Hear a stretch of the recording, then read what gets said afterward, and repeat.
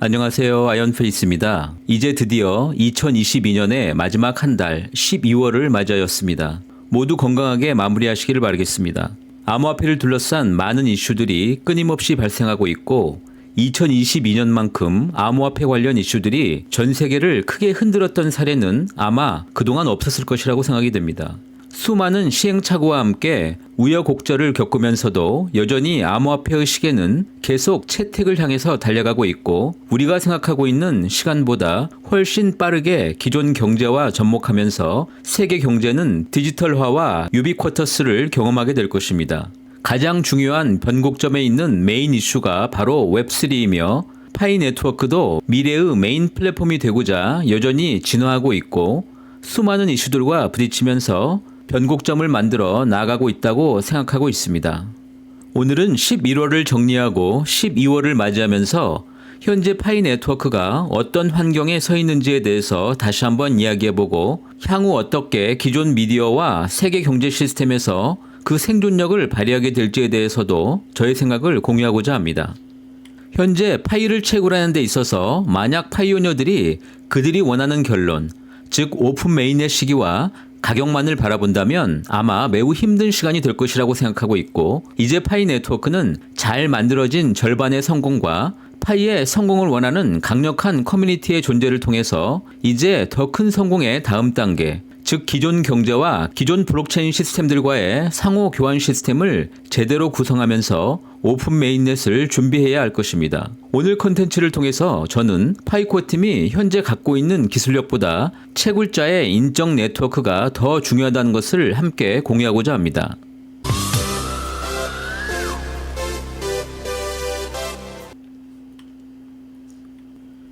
파이 네트워크의 프로젝트가 반드시 큰 성공을 거둘 것이라는 기대감의 근거에 대해서 말씀드리기 전에 잠시 비트코인의 채택에 관련된 주제 하나를 공유하도록 하겠습니다. 지난 29일 브라질에서는 비트코인 사용에 대한 규제 법안을 마련하기 위해서 브라질 의회에서 비트코인 결제법이 통과되었습니다. 비트코인이 결제 수단으로 사용될 때는 브라질 중앙은행이 담당하게 되고 투자 자산으로 사용될 때는 브라질의 증권거래위원회가 감시하도록 명령하고 있습니다. 이번 법안의 통과로 브라질에서는 비트코인을 지불수단으로 사용하거나 남미 국가의 투자 자산으로 사용할 수 있는 이른바 디지털 가치 표현으로 인정함을 의미한다는 점에서 매우 큰 이벤트로 보도가 되고 있습니다. 이번 법안 통과로 주변 남미 국가들도 향후 비슷한 정책 기반이 진행이 될 것이라고 예상되고 있습니다.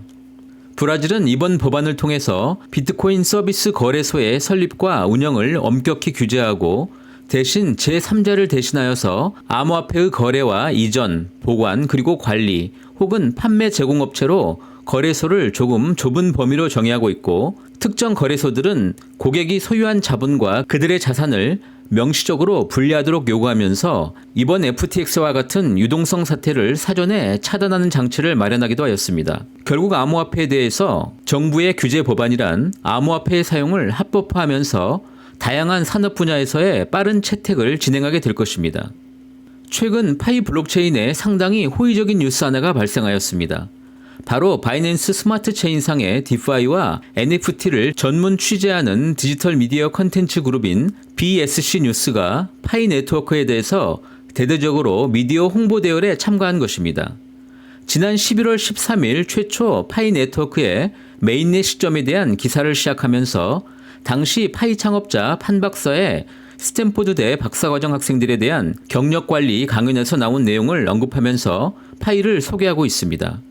당시 판 박사의 발언은 파이 채굴을 통해서 좀 더 많은 사람들이 자신의 가치를 발휘하고 포착하며 자신이 속한 사회와 세계를 위한 가치 창출을 할 수 있는 매우 포괄적인 생태계 구축을 진행하는 것입니다. 라는 것입니다. 이러한 내용은 취재를 진행하지 않으면 상당히 외부로 노출되기 쉽지 않은 내용이기 때문에 아마도 이번 BSC 뉴스의 홍보는 기존 파이 홍보 대행사가 SNS 마케팅의 파트너로 BSC를 선택한 것이 아닌가 하는 판단이 들 정도입니다.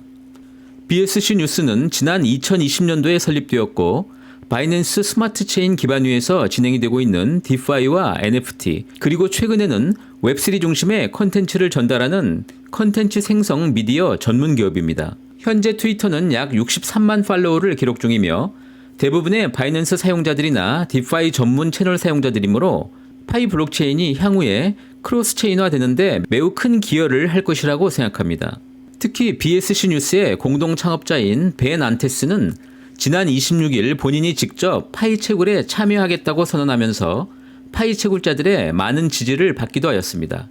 그리고 BSC 뉴스는 향후 파이 메인넷 진행에 대한 취재를 계속 진행할 것임을 밝힌 바 있고, 공동 창업자 벤의 경우에는 그의 지지자 그룹의 참여로 이미 자신의 어닝팀이 80여 명이 조금 넘은 것으로 보입니다.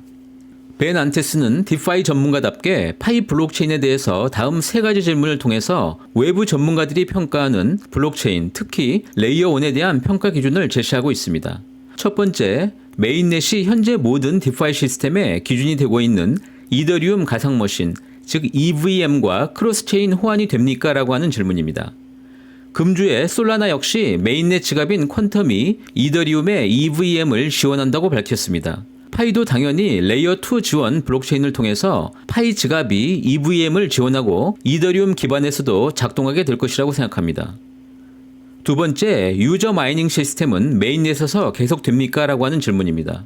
파이오니어 여러분들 모두 잘 아시듯 파이는 매우 장기 채굴이며 또한 노드를 통해서도 채굴이 지속적으로 지원이 될 것입니다.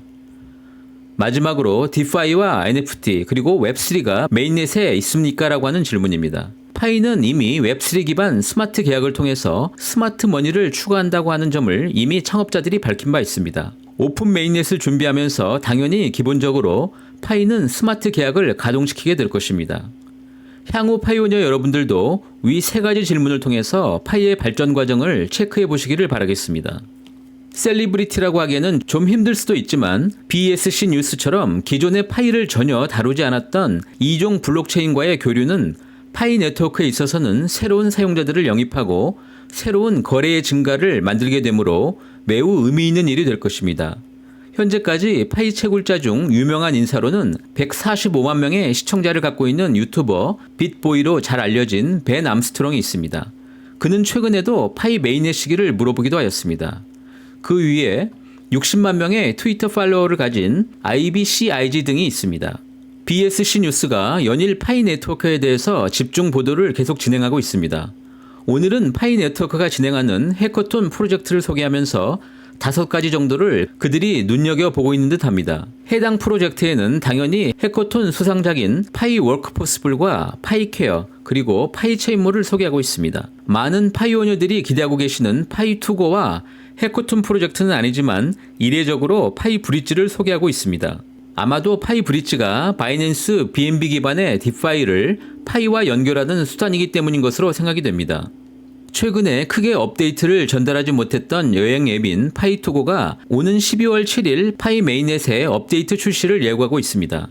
브레인스토밍을 참조해보시면 파이투고는 초기 창업 시의 아이디어대로 향후 비행기나 기차, 크루즈 등의 예약부터 여행에 필요한 호텔과 식당, 그리고 주변 운송수단과 심지어는 기념품까지도 모두 구매할 수 있는 종합 앱을 준비 중인 것으로 보이기 때문에 파이 체인몰이나 파이 바텀몰 등의 상거래와 함께 파이오니어들이 필요한 가장 광범위한 글로벌 서비스를 지원하게 될 것으로 보입니다.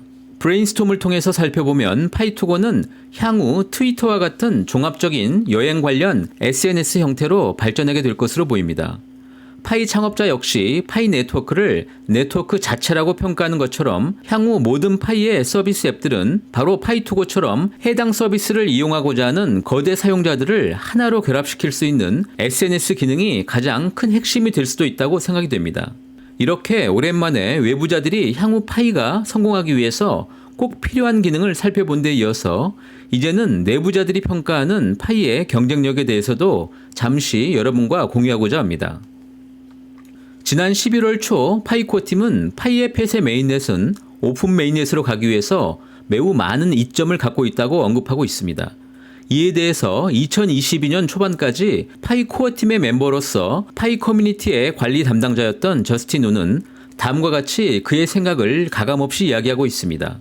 사실 그가 파이 네트워크에 대한 자신의 생각을 과감하게 노출한 것은 이번이 처음이며 파이를 잘 알고 있는 내부자임이 분명합니다. 그가 언급한 외부에서 바라보는 파이 네트워크의 경쟁력은 커뮤니티가 전혀 없이 출시되는 많은 레이어1을 살펴보십시오. 파이 네트워크만큼 큰 글로벌 커뮤니티가 없습니다. 사실 파이 네트워크와 비교할 만한 게 없습니다. 레딧이 NFT를 통해서 대량 채택을 가져왔을 때도 사람들은 매우 축하했습니다. 파이 네트워크 커뮤니티도 그렇게 이 분야를 리딩하게 될 것입니다 라고 말하고 있습니다. 참고로 2022년 현재 레딧의 글로벌 사용자 수는 약 5천만 명 수준입니다.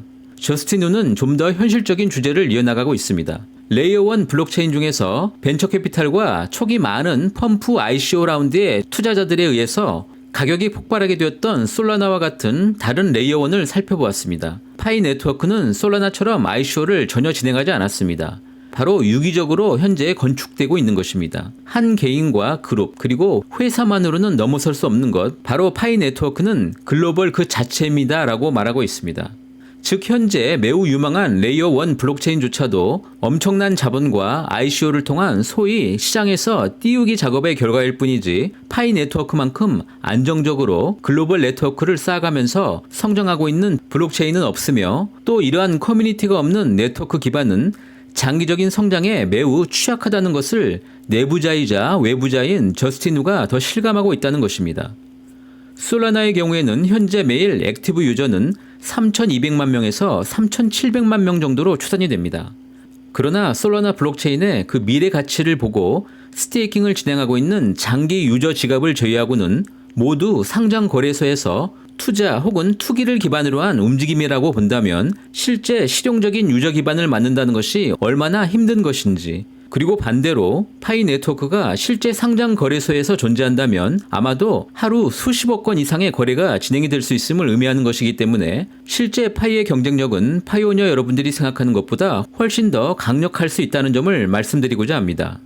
BSC 뉴스의 공동 창업자 벤 안테스는 갑자기 엄청난 트위터 팔로워가 증가하는 바람에 잠시 그의 트위터 계정이 접근 금지가 되는 상황을 경험하면서 파이 네트워크가 얼마나 강력한 커뮤니티를 갖고 있는지, 거의 통제 불능 수준 이상의 강력함을 실감하였다고 말하고 있습니다. 커뮤니티가 먼저 강력하게 이렇게 기반을 쌓고 이제 기능적인 스마트 계약과 크로스체인을 지원하게 될 파이 네트워크의 힘을 믿고 여러분들은 다양한 SNS 그룹을 통해서 파이 네트워크의 생태계에 더욱더 집중해 주시기를 바라겠습니다. 오늘도 이렇게 저와 함께 해주셔서 진심으로 감사드립니다. 새로운 12월 건강한 마무리 준비하시기를 바라겠습니다. 감사합니다.